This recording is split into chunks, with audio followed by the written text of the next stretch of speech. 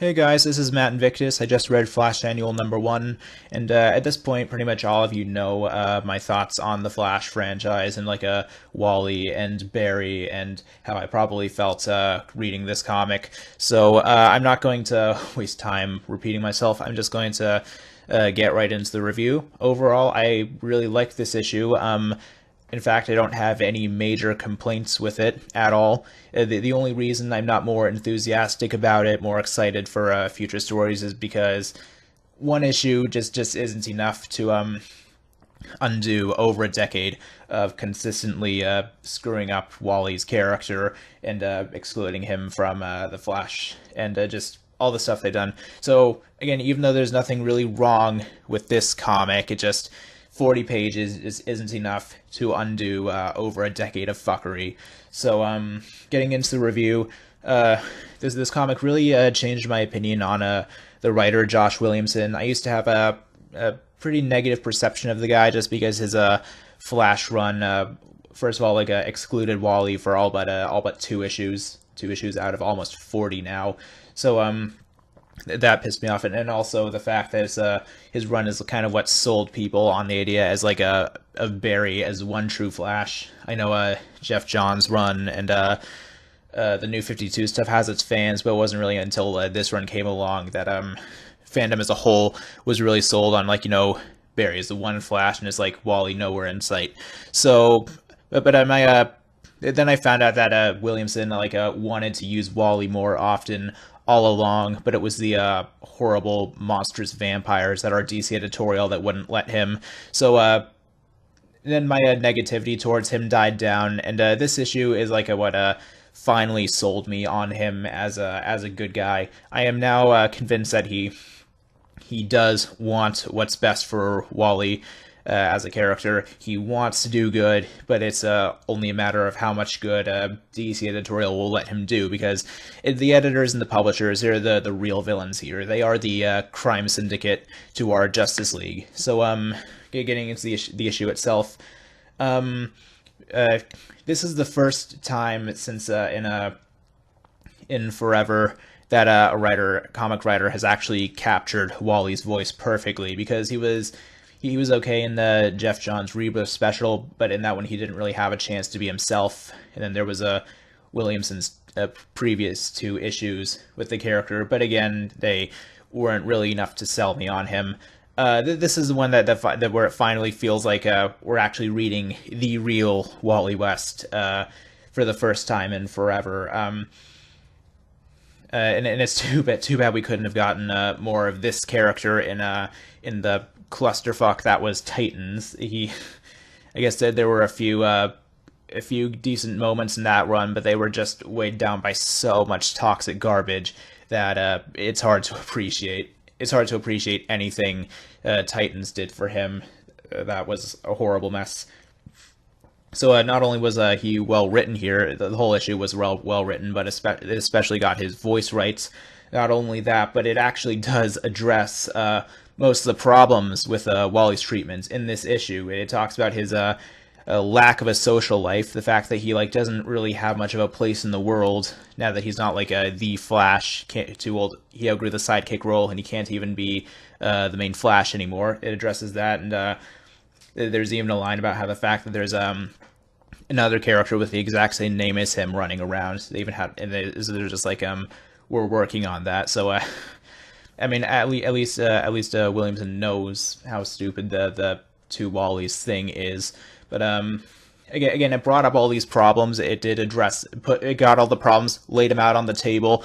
But now they've got the job of fixing these issues. So it's like they know what's wrong with his character, but now they got a long road ahead of them to actually fix it. And they tried to slip in an explanation for his reclusiveness. It's like he felt had no place in the world. It's he felt just so unneeded after he was taken away, and no one really missed him or anything. So he felt like he should just didn't belong. And it's nice. It was a good attempt to explain it, but at the same time, it feels out of character. I don't buy that he'd be this reclusive, even if for a whole year at this point, even if he felt bad about being gone. It's so again, I don't think it's the writer's fault. He was just trying to make an excuse for stupid editorial decisions, and but it does feel like they're trying to starting to set up a better status quo for Wally.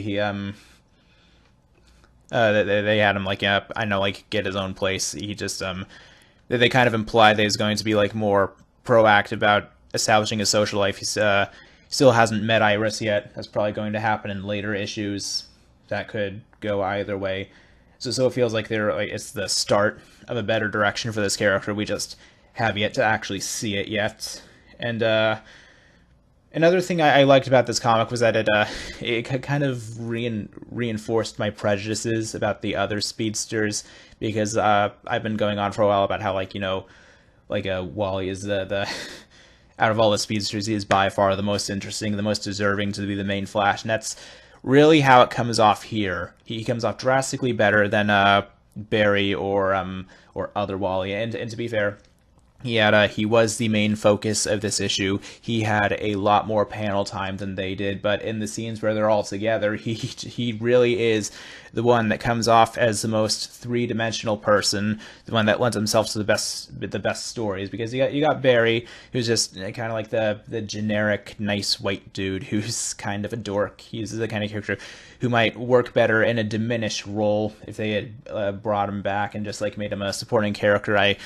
I think that would be fine, but all this effort to make him like the one true Flash and tear down prop him up at the expense of other speedsters, that was just ridiculous. And I feel like the writer intentionally or unintentionally showed us why. And then you got other Wally, who's like the annoying tag along kid. He doesn't really do much in this comic aside from make puns. He feels unnecessary and tacked on. So like at least Barry has some historical significance going for him. So but other Wally, he's just whether you think he's well written or not, there's just nothing special about him. There's nothing about him to really justify his existence. Because in everything else, been in like a Titans and everything, Teen Titans, I mean. He just comes off. He's never really amounted to more than just the standard teenage superhero character. It's just a standard hot-headed teen. So whether you like him or not, he doesn't really bring anything new to the table. And if he were to get sucked into the Speed Force for the rest of eternity, I don't think we'd have really lost anything. But anyway, getting away from that all that pettiness. Wally's voice is great.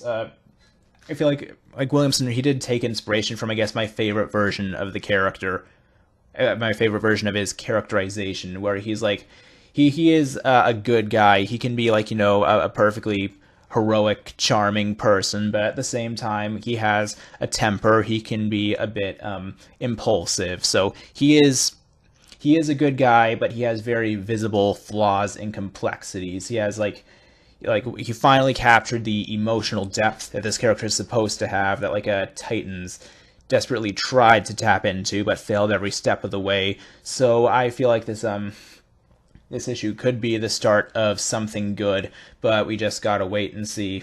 And again, I'd be a lot more excited for a Flash war and everything if it weren't for all the crap that preceded this issue. Speaking of which, the end of the comic does have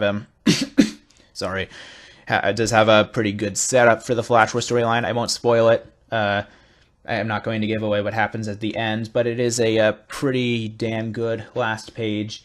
It did make me somewhat intrigued for the rest of the story, even though I still have some pretty serious reservations about it, because this comic really does confirm DC's fears about the Flashes, because I feel like the reason that they're so hostile towards certain characters, fans like Dick Gray, all these younger characters like Dick and Wally, is because they have the risk. They're afraid they're going to overshadow their predecessors. They're going to make their personal favorites look bad by comparison, and they kind of do. They kind of do. Put Wally and Barry in the same room, and there's a very high chance that Wally's going to come off better. A lot of people are going to pick up this comic and read it, and they're going to be like, That redheaded Flash does seem pretty interesting. Maybe I'd like to read more of him. Maybe he should have a go as the main Flash. And then the DC editorial is going to see them. They're going to get all panicky, and they're probably going to try and bring the hammer down on him again. So it's like DC and all the stupid stuff they do. It's horrible. It's shitty. But at the same time, their fears are by no means unfounded. And this comic kind of confirms it. So it's like they're technically right, but instead of propping these characters up like they should, they decide to get petty and selfish and tear them down. So that's my one major worry, that it did too good of a job making Wally seem likable and interesting, and that's going to send some people into a panic, and they're going to pull another Lazarus contract or Flashpoint or something. But anyway, again, no serious issue problems with the issue proper. I thought it was a good read. I think everyone should go out and buy it. I'm actually buying it twice. I got the digital copy this morning and went to the store and it was sold out, but I pre-ordered it. So I think everyone should buy it at least once, because I believe that consumers should step up and try and enact change, not by going on Twitter and screaming at creators and telling them they're horrible people, blah, blah, blah, but by voting with your wallets. That's the best thing you can do, and I think you should do that. So anyway, thank you for listening, and be sure to subscribe. Good night, everybody.